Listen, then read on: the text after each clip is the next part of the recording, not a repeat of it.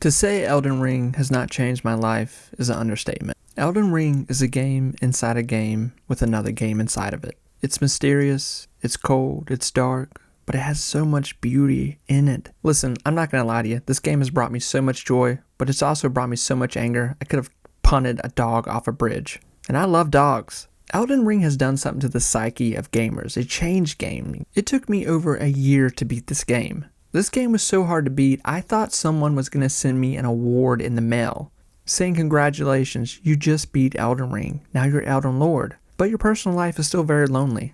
Now would you like to make a new character? Magic builds are real fun, but no matter how much I play this game, I beat it, I don't beat it, I get stuck. No matter how many times I yell at Malakath, as he kills me more than any other boss, aka I don't get why no one admits that he is the hardest boss in the whole game. I swear this is true. But I still come back to its beauty, its lore, and I can't freaking believe this, but I still find things in this game that I did not know were there. I swear they're still updating it. They're just not telling us. I swear they're still adding things that we don't know about. They're messing with us. There's so many different elements you can talk about with the Elden Ring.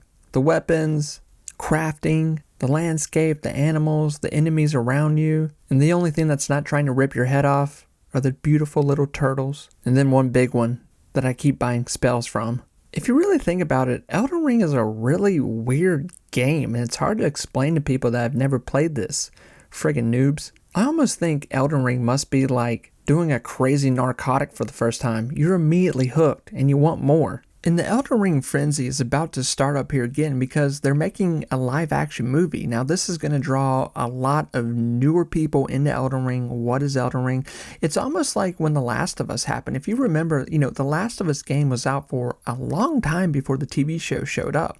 And once the TV show was here, people became very obsessed with The Last of Us, and it essentially had a whole new life, a new run brought into it. So more than not, that's what we're going to be looking at with the Elden Ring here by next year. But it's truly amazing that once you play Elden Ring and you maybe play all the way through, you beat it again, you do a different build, different levels, how it's built, you can literally put the game down and come back 4 months later and it feels brand new. And you know what? It's still a hard game. You're rusty. You've got to figure out how you're going to use this weapon, how you're going to play out this level. What ending of the game do you want to go after?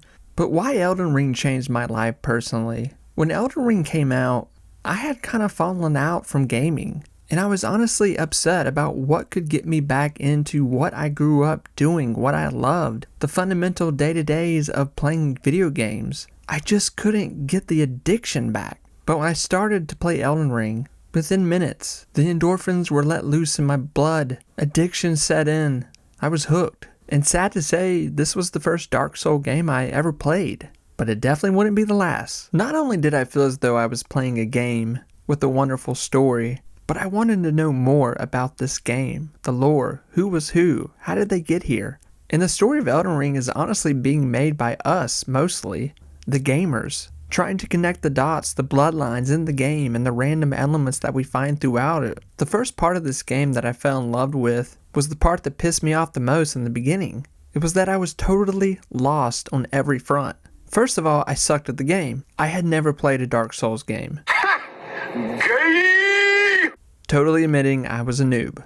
I didn't know the game doesn't care if you are lost, or really even if you're having fun. Elden Ring essentially says suck it, I don't care. I am who I am. What do I care? You'll be back for more. That was a specific time and moment that I'll never get back again. It was a gift when I look back on it. When I first walked into Lingrave and seeing the beauty right in front of me, I thought, how is this a game? As I look in the distance, I see what I believe to be a fellow soldier to give me directions. Looks like a knight. He's all gold. Let me ask this friendly knight a question. And as I did, he unleashed hell on me. And of course, just like everyone else, I became victim to the first Elden Ring death from the Tree Sentinel. But I would have my revenge later on. Much later. When I made it to Margaret, I didn't know games were this hard anymore. I don't think I had had this much trouble playing a game since the days of me playing Sega, trying to make it all the way to the top in Mortal Kombat. It excited me, and that's where it gets all of us.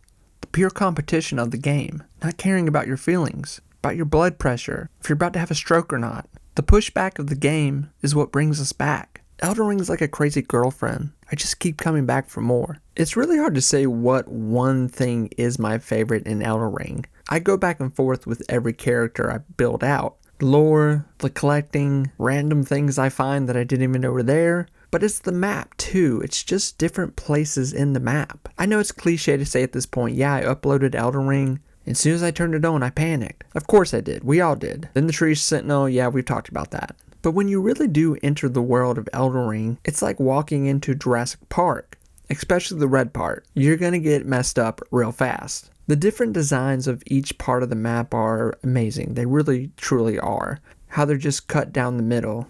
From beauty to disgust to I hate this freaking place. Even the snow map.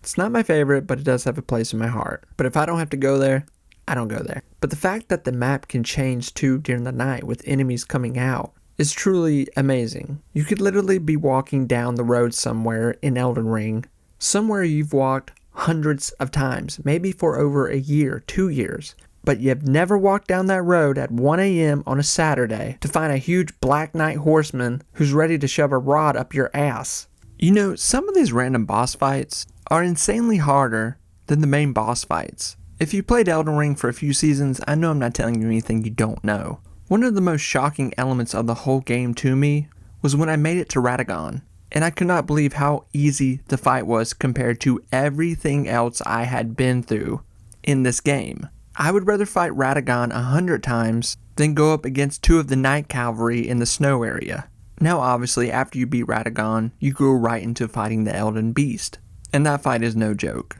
And it makes much more sense why Radagon is a little bit of a pushover compared to everything else in the whole game. I think the lore and the mysteriousness of Radagon is just cool compared to the actual fight. But then again, we all have that one boss that we hate.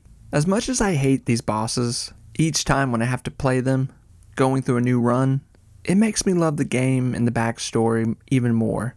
Because no matter how much I play Elden Ring and how many times I beat it, after a few months off and I come back, I'm a noob. And the game is so big, I just forget basic elements of the game.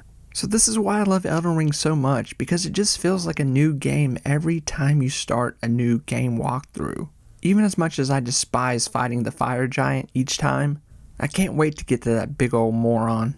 Also because this game has one monster that I hate more than out of any other game I've ever played in my freaking life. This one, they broke the mold on.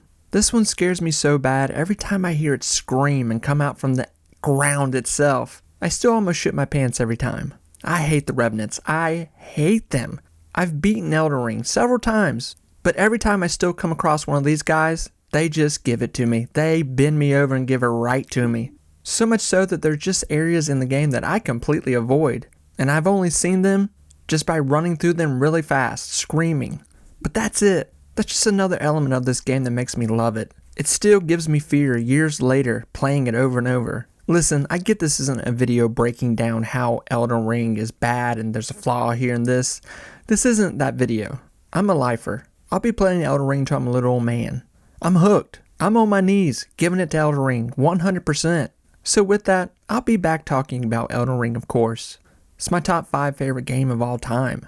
But till then, go play a great game and avoid real life. Channel 7 out.